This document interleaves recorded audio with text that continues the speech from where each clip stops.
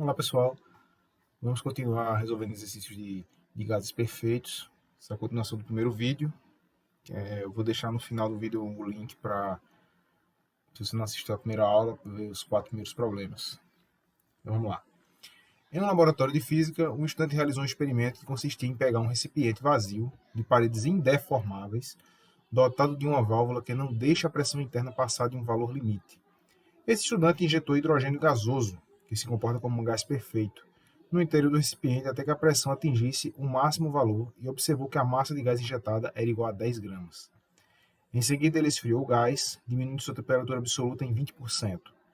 Que massa do mesmo gás, na nova temperatura, o estudante deve injetar no interior do recipiente para restabelecer a pressão máxima suportada pela válvula? Vamos lá, vamos marcar algumas coisas importantes aqui nessa questão. Primeiramente, paredes indeformáveis. Quando ele fala que as paredes são indeformáveis, o que ele está querendo nos dizer, na verdade, é que nesse processo o volume vai ser uma constante. Ou seja, não teremos variação no volume. Outro detalhe importante, ele mediu aqui a massa de gás, 10 gramas, certo? Diminuiu a temperatura absoluta em 20%. Aqui também, vamos deixando esses dados bem à vista. Agora vamos lá. Subindo esses detalhes, eu vou fazer o seguinte, eu vou pegar, o primeiro passo, a situação inicial. Situação inicial. Como é que estava inicialmente? Eu vou escrever a equação de Clapeyron. Escrever direito, né? Vou acabar com esse vício também.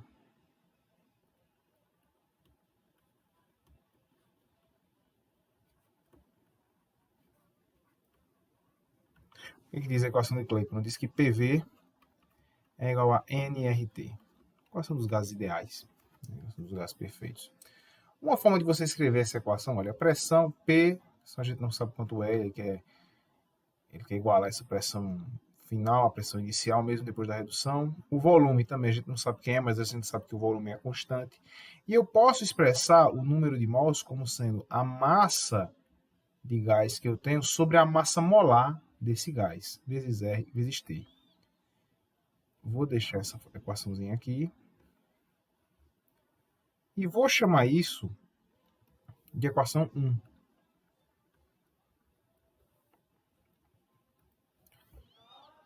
Agora, depois do resfriamento, a situação após o resfriamento.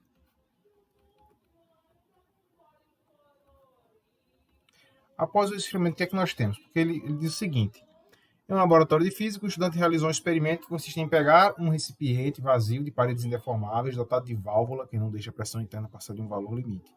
Esse estudante injetou hidrogênio gasoso, que se comporta como gás perfeito, no interior do recipiente, até que a pressão atingisse o valor máximo e observou que a massa de gás injetada era igual a 10 gramas. Veja que ele deu aqui também o nome do gás, hidrogênio. Se você tem o nome do gás, você tem qual gás você injetou, você tem como saber qual é a massa molar. Ele deu que 10 gramas, então ele deu esse outro dado aqui. Por isso que eu posso escrever dessa forma. Em seguida, ele resfriou o gás. Bem, então agora nós temos uma nova circunstância. Se ele resfriou o gás, quando a gente for escrever a equação, a gente vai ter que P, agora vai ser um P'. O gás esfriou. E por que P'? Porque V é a constante. O volume não muda, as paredes são indeformáveis. E aí eu vou ter a quantidade de massa, vai ser a mesma, né? M sobre Mzão, vezes R, vezes... Agora tem um detalhe aqui, tem um detalhe importante.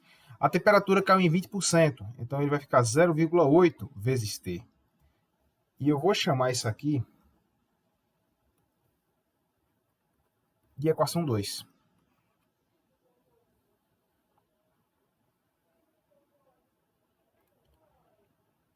Agora vamos lá. Vamos voltar para o enunciado. Veja o que ele diz aqui. O estudante, olha, que massa do mesmo gás, a nova temperatura, o estudante deve injetar no interior do recipiente. Então vai ter que ter um acréscimo de massa. E eu vou chamar esse acréscimo de massa de X, que eu não sei quanto é. Então eu posso reescrever aqui embaixo 3. No final ele vai reinjetar o gás, né? Após a injeção de gás, após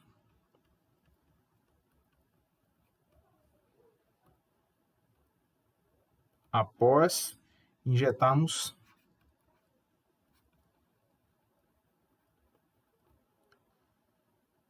a massa X de gás. O que acontece quando a gente injeta essa massa X de gás? A pressão volta ao valor inicial, não é o que ele diz aqui?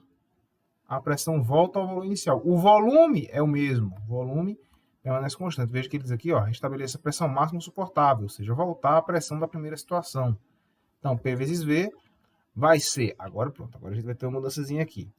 Vai ser Mzinho, que é a massa que a gente já tinha, mais um acréscimo X, sobre a massa molar, R vezes 0,8T. Lembre que a temperatura não foi aumentada novamente. Eu vou chamar essa terceira equação aqui. Vou chamar essa terceira equação de 3. Agora repare. P vezes V. P vezes V. Esse lado da equação 1 é igual a esse lado da equação 3. Logo, eu posso igualar a equação 1 com a equação 3. Se eu igualar a equação 1 com a equação 3, eu vou ficar com M sobre Mzão RT igual a M mais X sobre Mzão R 0,8T.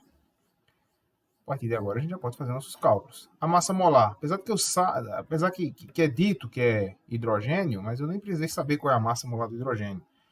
T de um lado, T do outro. R de um lado, R do outro. Vamos ver aqui. A massa são 10 gramas. Não vou nem colocar a unidade para não confundir. A gente sabe que são 10 gramas. Então, 10 gramas igual a 10 mais X vezes 0,8. 0,8 é uma coisa que 4 sobre 5.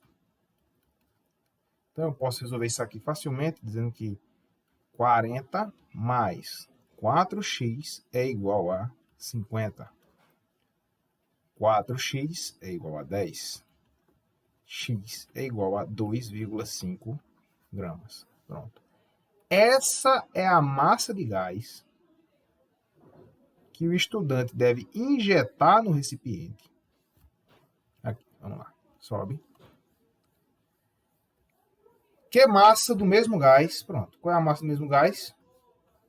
2,5 gramas. Na nova temperatura, o estudante deve injetar no recipiente para estabelecer a pressão máxima suportável pela válvula. Aqui. 2,5 gramas desse gás. E aí a pressão volta a ser a pressão P, a pressão máxima suportada pela válvula, que foi a mesma da primeira configuração.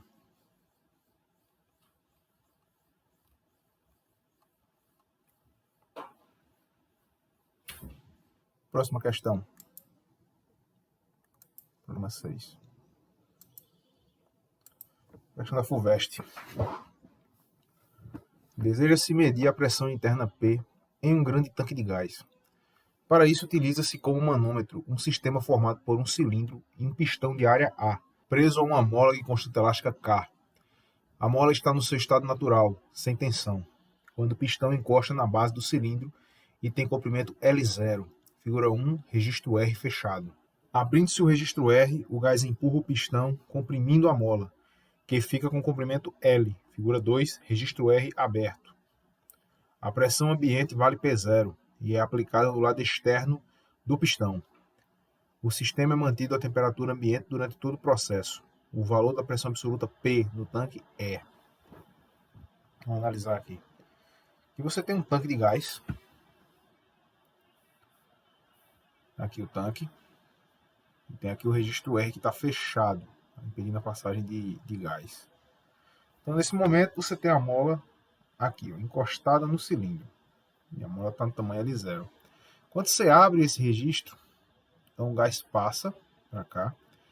E aí ele força a mola na direção oposta.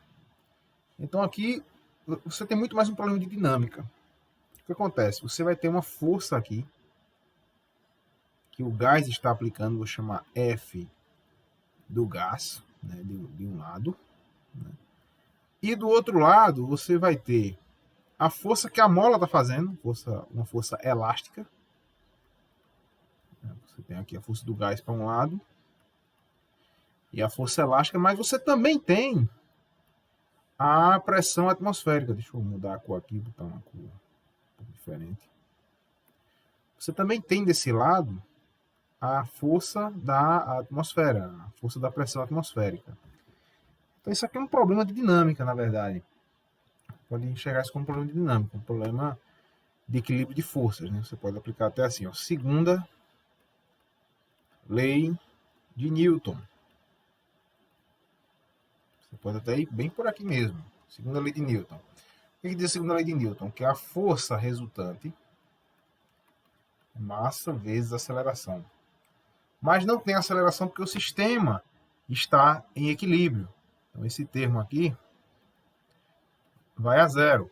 Então eu posso dizer que força resultante é igual a zero. Então o somatório de forças vai ser igual a zero. Então quais são as forças que estão envolvidas aqui? A força do gás mais, vetor, né? Veja que tem a setinha. Mais a força atmosférica, força devido à pressão atmosférica, mais a força elástica, isso tudo é igual a zero. Isso de maneira, falando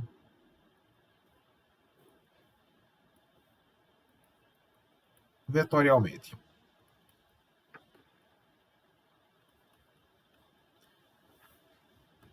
Mas a gente não costuma resolver de maneira vetorial, a gente resolve de maneira algébrica. Então, de maneira algébrica, o que a gente diz? A gente vai dizer que quem está forçando para um lado é igual a quem força para o outro. Ou seja, quem força para um lado aqui é o gás, né? Então a força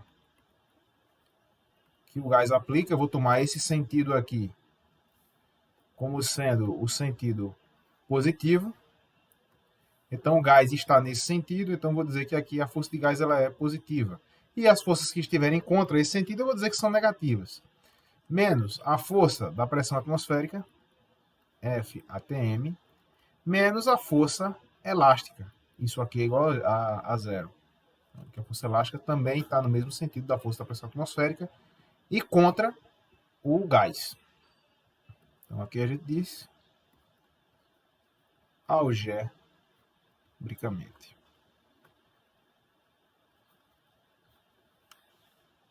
Então, como é que a gente pode resolver esse problema? Então, eu vou dizer que a força do gás é igual à força atmosférica mais força elástica. E eu vou dizer o seguinte, eu posso fazer o seguinte aqui. Eu posso dividir todo mundo pela área do êmbolo. Dividir todo mundo pela área do êmbolo. E eu vou ficar com força do gás sobre A igual a F ATM sobre a área do êmbolo mais força elástica sobre a área do êmbolo. Ora, F do gás sobre A, isso aqui é a pressão que o gás está exercendo. Né? Que é exatamente essa pressão que ele procura aqui. Ó. Pressão P no tanque. É justamente essa P aqui, essa pressão. A força ATM sobre A é o que a gente chama de pressão atmosférica. Que o problema vai chamar de P0, se eu não me engano. Vamos ver aqui. Aqui, ó, P0. Até maiúsculo, ó. P0. Ele fala aqui no texto também, aqui, ó, P0. Aqui. Até maiúsculo, né? Vou escrever aqui embaixo. P0 mais. Deixa eu só corrigir isso aqui para não. Pressão atmosférica, ele chama de P0. E a força elástica vai ser quem? Vai ser uma constante vezes a deformação. Um ΔX sobre A. Então eu posso dizer que isso aqui é P igual a P0 mais K. Olha, quem foi esse ΔX? É o comprimento, vou fazer aqui de verde. O ΔX é a deformação da mola. Vamos olhar aqui. A gente olha para a figura.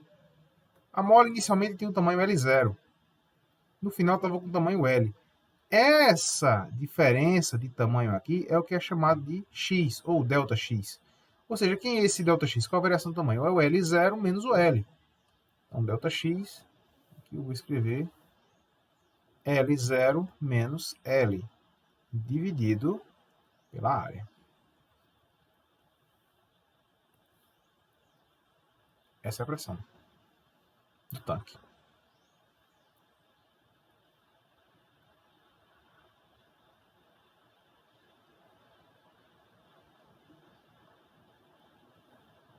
Próxima questão. O problema da FUVEST. A figura mostra uma bomba de encher pneu de bicicleta. Quando o êmbolo está todo puxado, a uma distância de 30 centímetros da base, a pressão dentro da bomba é igual à pressão atmosférica normal. A área de seção transversal do pistão da bomba é de 24 centímetros quadrados.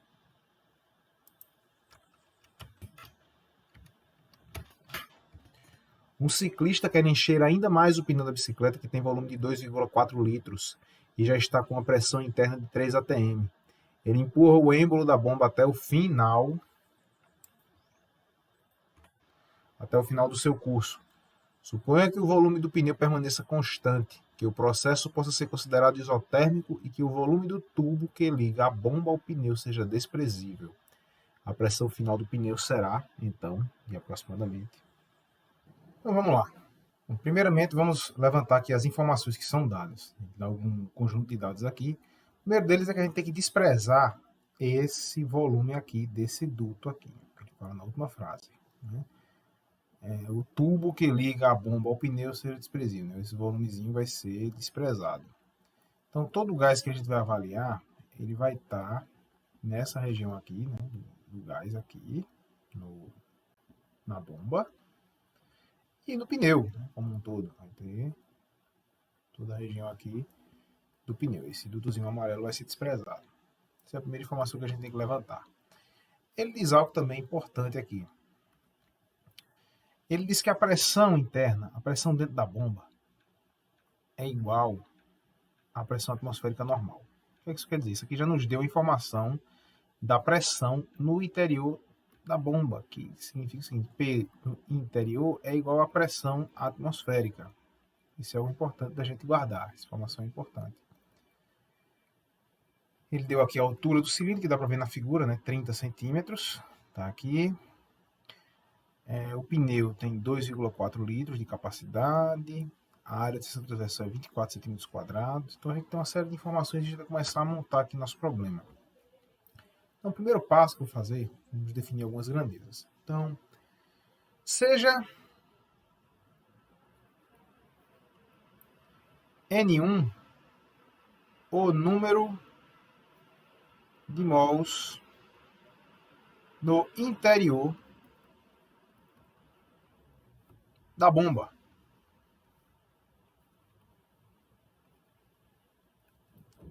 Que é justamente esse número de mols daqui, dessas moléculazinhas que a gente dá para ver nesse desenho. Que está a uma pressão atmosférica. Uma pressão interna, uma pressão atmosférica. E eu vou dizer que seja N2 o número de mols no interior do pneu. Então, você vai ter dois conjuntos de mols. Um aqui fora, vou chamar esse conjunto aqui de N1, e o que já está dentro do pneu, vou chamar de N2. Quando esse êmbolo baixar, quando ele baixa esse êmbolo, ele empurra essas moléculas aqui pelo duto para dentro do pneu. E aí a gente vai ter uma nova configuração. Né? Vai ter o número total, né? NP, vai ser o número de mols do pneu, o número de mols que ele tinha inicialmente, mais o número de mols que ele recebeu quando o êmbolo da bomba foi pressionado. Então, se a gente usar a equação dos gases ideais, que diz que PV é nRT, o que a gente vai ter? Eu vou isolar o N aqui e vou dizer que é PV sobre RT. Por que eu estou isolando o N? Porque eu preciso montar uma equação com N. Então, vou dizer o seguinte. NP vai ser PV sobre RT vai ser igual a P1, V1, RT. Pode até colocar 1 aqui também. Mais P2, V2, RT2. Isso aqui vai ser o número o número final, né? O número de mols final do pneu depois da compressão. P1, V1, RT1. Agora, T1 e T2, o que o problema nos diz sobre isso?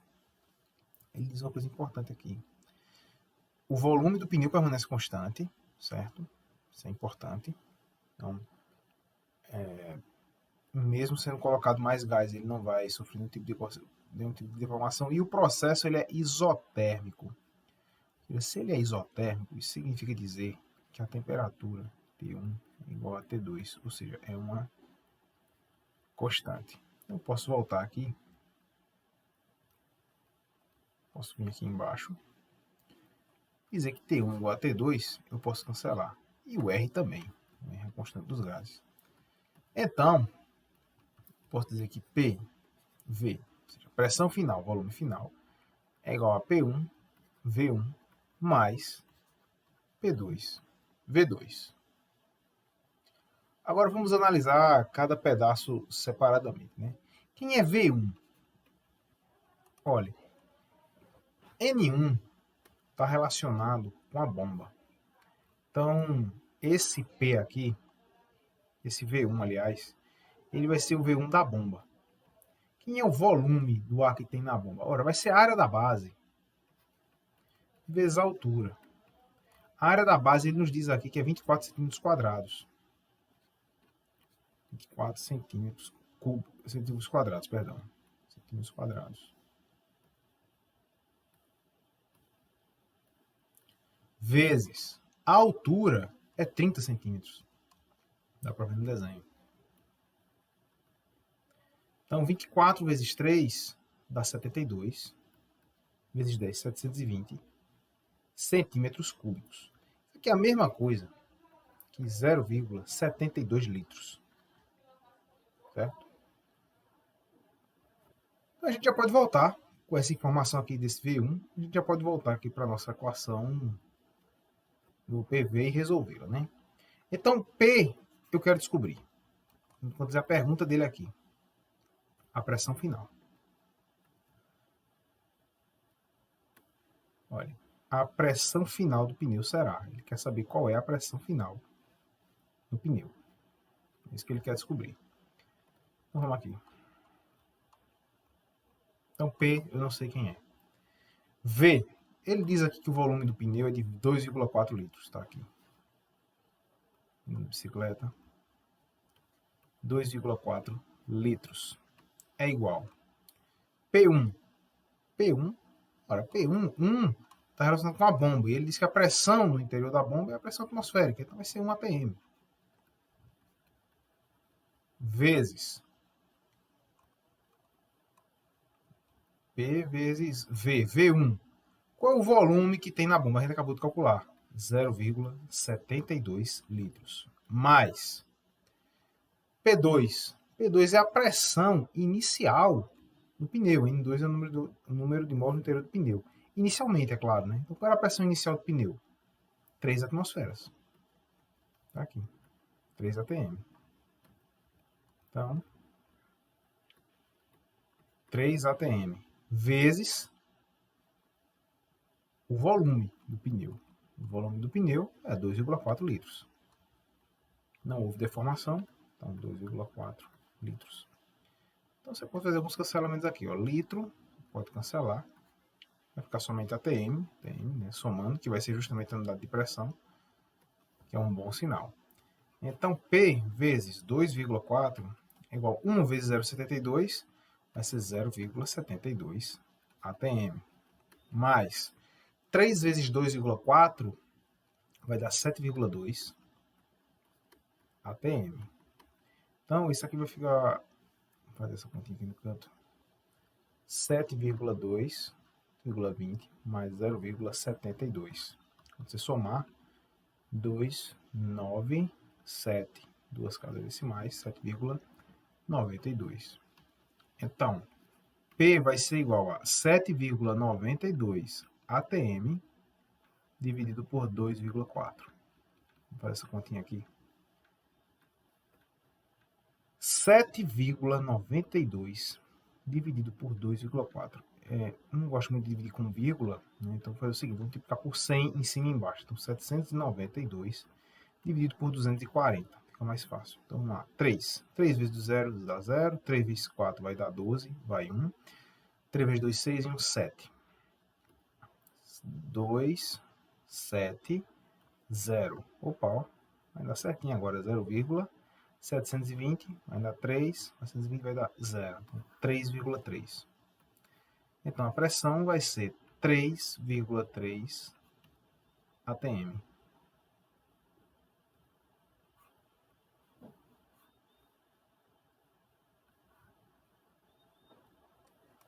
Logo, quando esse êmbolo baixar, que empurrar gás dentro do pneu, que estava inicialmente com uma pressão de 3 atm, então ele vai finalizar com uma pressão de 3,3 atm. Alternativa, letra C.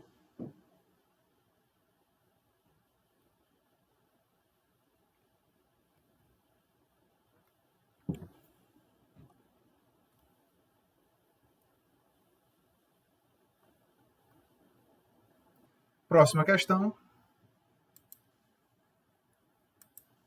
Problema 8. Questão da Universidade do Ceará. Universidade Federal do Cariri, Ceará. Um sistema é formado por dois reservatórios, 1 e 2, de mesmo volume V0, ligado por um tubo fino, veja a figura abaixo. Inicialmente, ambos os reservatórios estão cheios de um gás ideal, a mesma temperatura absoluta T0 e a mesma pressão P0. A temperatura do reservatório 2 é então duplicada, enquanto do reservatório 1 é mantida igual a T0. Letra A.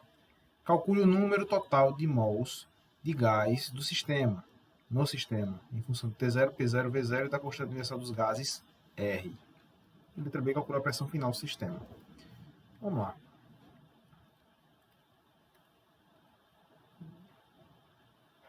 Um azul aqui. Então, ele pergunta na letra A o número total de mols do sistema.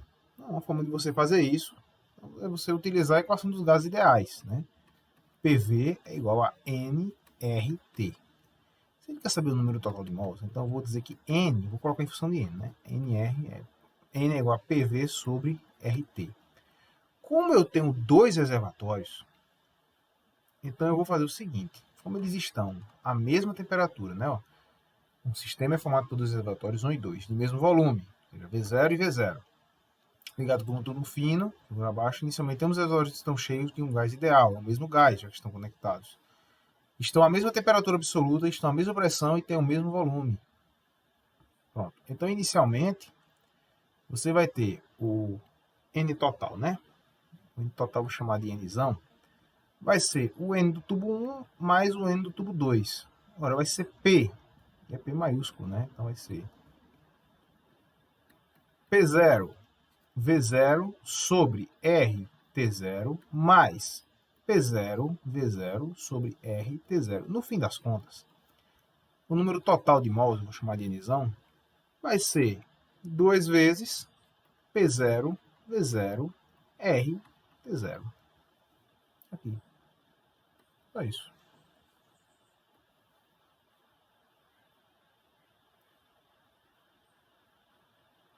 Esse é o número total de mols do sistema, do gás, né, do gás do sistema, em função de T0, P0, V0 e de R, do jeito que ele pediu. Vamos para a letra B. Calcule a pressão final do sistema. Bom, agora aqui a gente já vai ter um cálculo um pouquinho diferente, um cálculo um pouquinho mais sofisticado. Porque um dos reservatórios, que foi o reservatório 2 no caso, ele teve a pressão duplicada. Então, no que esse gás aqui, você duplica a pressão desse gás, Então a pressão aumenta, então algumas dessas moléculas vão migrar aqui pelo duto para o tubo 1. Então o que era inicialmente N1 vai virar N1', né? Vai ter uma distribuição diferente. O que era N2 aqui vai virar N2'. No fim das contas, a quantidade de matéria é a mesma. A quantidade de gás não muda. O que vai mudar é a quantidade de gás no tubo 1 e no tubo 2. Um vai ficar com um pouco mais, outro vai ficar com um pouco menos. Então, a quantidade total de matéria não é alterada, é N. Só que continua sendo N1' mais N2'. A quantidade total de matéria, não está muito feio, mas dá para entender, vai ser 2P0V0 sobre RT0. Agora, quem é o novo N1'? Ora, é P, 1', V, 1' sobre RT1'. E a do N2 vai ser P2', V2' sobre RT2'. Agora vamos destrinchar isso aqui. Quem é a pressão? Vamos olhar aqui. A pressão, no fim das contas, como eles estão conectados, a pressão de um vai ser igual à pressão do outro. Porque os dois sistemas estão ligados, né? Não tem nenhuma chave, não tem nenhum registro que você possa fechar. Então, o P vai ser o mesmo para os dois. P, vou chamar de P. O volume também não é alterado. O volume permanece o mesmo. Veja, é o volume V0, né? O material que é feito isso aqui não permite, ele não fala em deformação, né? Ele diz, ó, volume V0. E ele só fala que a temperatura do reservatório 2 é duplicada. Ele não fala nada sobre as outras grandezas. Então, não houve deformação, então eu vou chamar de V0 sobre R vezes T0. Porque um reservatório, o 1 no caso, foi mantida a temperatura inicial. No 2, a mesma coisa, vai ser P, a pressão, V0, o volume, esse recipiente aqui não tem o volume alterado, R, a constante, agora a temperatura foi 2T0. Pronto, esse reservatório aqui, né, esse aqui está com a temperatura mais elevada. Então ele agora vai ter uma diferença. Então vamos lá. Então 2P0, V0 sobre RT0 é igual a P V0 sobre RT0 mais PV0 sobre 2RT0. Então, agora a gente pode fazer os cancelamentos. RT0, RT0, RT0, V0, V0, V0. E aí eu vou ficar com o seguinte. 2P0 é igual a P mais P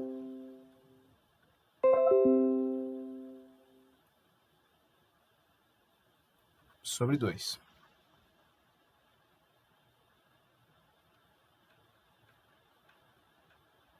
Vamos lá. 3P sobre 2 é igual a 2P0. Então, P vai ser igual a 4P0 sobre 3. Esse é o novo valor de pressão nos recipientes. Tanto no 1 como no 2. O 2 porque teve a temperatura alterada, acabou expulsando algumas partículas para o... Acabou expulsando algumas partículas para cá. Então aqui você teve um aumento de temperatura, T2 a temperatura foi elevada, e aqui você teve um aumento no número de mols. N1 foi elevado. Então os dois efeitos, você olha aqui, PV igual a nRT, se você aumenta a temperatura, você aumenta a pressão. Se você aumenta o número de mols, você aumenta a pressão também. Né? Então, de modo a manter a mesma pressão para os dois recipientes. Então, essa é a nova pressão depois de você aquecer o recipiente 2 a temperatura, depois de você dobrar a temperatura dele. Gente, obrigado por assistir. Fique com Deus. Até a próxima. Se gostaram do conteúdo, curtam o vídeo, compartilhem com seus amigos, pessoas que esse vídeo possa ser útil, e considere inscrever-se no canal. Até a próxima.